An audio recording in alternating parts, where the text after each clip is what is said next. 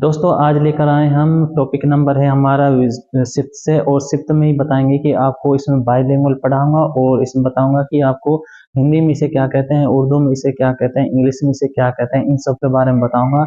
आपने शायद पढ़ रखा है लेकिन आपको सिर्फ लैंग्वेज चेंज करने की थोड़ी सी जरूरत थी, इसलिए मैंने यहाँ पर बाइलिंगुअल इस टॉपिक को कराऊंगा और आप आसानी से समझ जाएंगे। तो दोस्तों चलिए करते हैं शुरुआत, और शुरू से आखिर तक जरूर में देखना। और इस तरह की क्लासों से जुड़ने के लिए हमारे साथ सपोर्ट जरूर कीजिए। तो दोस्तों चलिए दिखाते हैं आपको यहाँ पर आपको किस तरह से इसमें डिफरेंस कर कर इस टॉपिक को समझाऊंगा।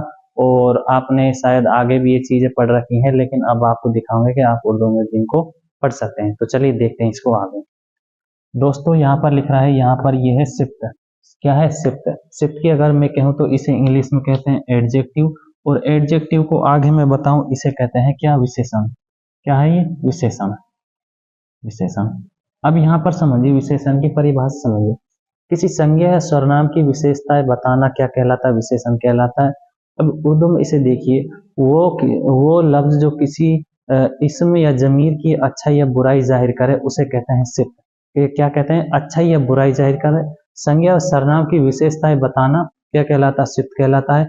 इसी तरह उर्दू में है, वो लफ्ज जो किसी इसम कहते हैं संज्ञा को, और या जमीर की अच्छाई, जमीर कहते हैं सर्वनाम को, की अच्छाई या बुराई जाहिर करे, अच्छाई या बुराई जाहिर करे उसे कहते हैं सिफ्त कहते हैं। क्या कहते हैं? सिफ्त कहते हैं।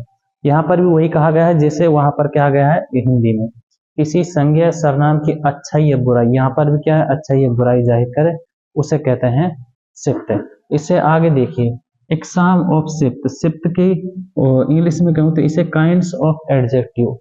कहने का मतलब ये है जो सिफ्त है उसके प्रकार कितने हैं, सिफ्त के प्रकार कितने हैं, जो विशेषण है उसके प्रकार कितने हैं। यहाँ पर भी 5 है और वहां पर भी 5 है। कितने हैं? 5 प्रकार है। देखिए यहाँ पर सिफ्त मुसब्बा, सिफ्त मुसब्बा, और जिसे इंग्लिश में कहते हैं एडजेक्टिव ऑफ क्वांटिटी, क्वालिटी, और जो एडजेक्टिव ऑफ क्वालिटी, और उसके बाद क्वालिटी, उसके बाद है सिफ्त निस्बती, इसे कहते हैं रिलेटिव एडजेक्टिव, रिलेटिव एडजेक्टिव, और सिफ्त अददी, और इसके बाद है सिफ्त मकदार और सिफ्त जमीर या इशारिया। ये इसके हैं 5 प्रकार।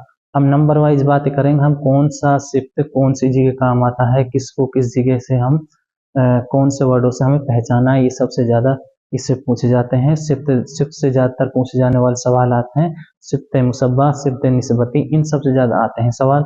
बाकी 3 है ये इजी हैं, इनको आप देखते ही पहचान जाएंगे, उनको मैं बताऊंगा। सबसे पहले मुझे जहाँ जो चीज बतानी है उस पर ज्यादा ध्यान देने की जरूरत है। देखिए सबसे पहले हमारे पास नंबर 1 पे है सिफ्त मुसब्बा। ये चीज क्या है? इससे होता है कि जब भी हम किसी चीज से जब भी हम किसी चीज की अच्छाई या बुराई जाहिर करेंगे, जैसे कहें कि वो लड़का खूबसूरत है, अच्छा है, बुरा है, और कोई चीज खट्टा है, मीठा है, तो क्या है उसके बारे में हमें ये पता लग रहा है कि उसकी अच्छाई या बुराई जाहिर हो रही है, हमें सिफ्त मुसब्बा हम पता लगेगी उसके बारे में। तो ये चीज है उसकी क्वालिटी में।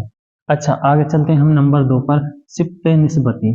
सिफ्त निस्बती का मतलब क्या होता है? इसका मतलब होता है, निस्बत का मतलब होता है लगाव। क्या है? किसी चीज से लगाव जाहिर होना। जैसे हिंदुस्तानी मिसाइल है, कश्मीरी शॉल है, तो इन एक दूसरे के किससे लगाव जाहिर हो रहा है, तो इसका मतलब है यहाँ पर किसी एक चीज का दूसरी चीज से लगाव जाहिर होना, तो वो कहलाते सिफ्त निस्बती। इससे आगे बात करते हैं हम नंबर 3 पर है, इसका नाम है सिफ्त अददी। इसका मतलब क्या होता है इंग्लिश में से समझिए, नंबर ऑफ एडजेक्टिव। यहाँ पर नंबर की बात हो रही, संख्या की बात हो रही। जैसे मैं कहूँ 5 पंखे, 4 लड़के, 2 गिलास, कुछ बच्चे, कुछ चीजें, तो इस तरह से क्या है कुछ वस्तुएं, तो ये सब क्या है नंबर में आ रही है। नंबर में भी उसमें आ रही है, कोई तो ज्यादा में आ रही है, किसी की हमको संख्या पता है, किसी को नहीं पता, ये भी अलग अलग इसमें बताया गया है। लेकिन यहाँ पर इसका मतलब यह सिफ्त अददी की बात होते हैं, नंबर ऑफ एडजेक्टिव है, क्या है संख्यावाचक विशेषण है, और इसमें नंबर से पहचान हो जाएगी। अददी का मतलब होता है नंबर से। इससे आगे बात करते हैं सिफ्त मकदारी। मकदारी का मतलब होता है मात्रा बताना। किसी चीज को नाप तोल कर बताना ही मकदारी कहलाता है।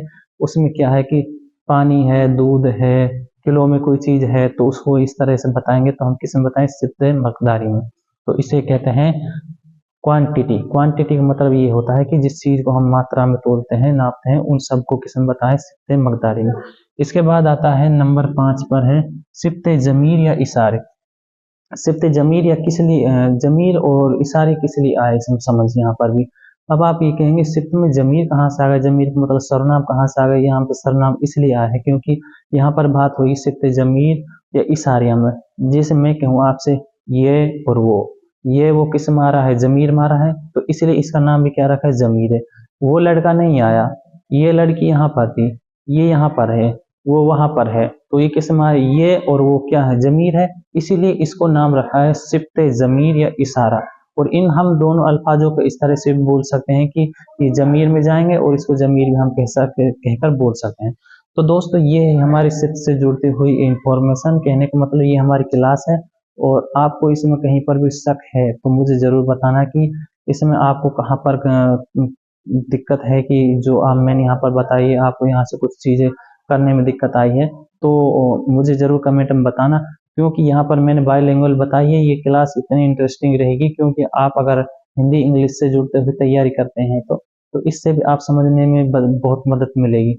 तो दोस्तों फिर मिलते हैं हम अगली क्लास में। और ये हमारा जो सिलेबस का टॉपिक है, ये रीट मेंस और second grade, first grade, H TET, C TET, अलग अलग टेटों में ये टॉपिक जुड़ा हुआ है। उसमें हर टॉपिक से इससे सवाल ज़्यादातर पूछे जाते हैं।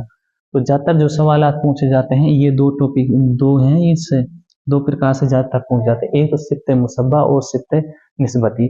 कहने का मतलब ये टॉपिक है वैसे भी अपने आप में इम्पोर्टेंट है। अगर आप इस तरह से पढ़ेंगे तो आपको ज़्यादा इसमें मेहनत करने की ज़रूरत नहीं है, बस कुछ चीज़ों पर ध्यान देकर आप आसानी से तैयारी कर सकते हैं। तो दोस्तों फिर मिलेंगे, और आप हमारे साथ सपोर्ट जरूर कीजिए क्योंकि हम इसी तरह की क्लासें लाते हैं और बाईलिंगुअल पढ़ाते हैं, जिससे कि आपको भी समझने में काफ़ी मदद मिलती है। तो चलिए दोस्तों फिर मिलते हैं।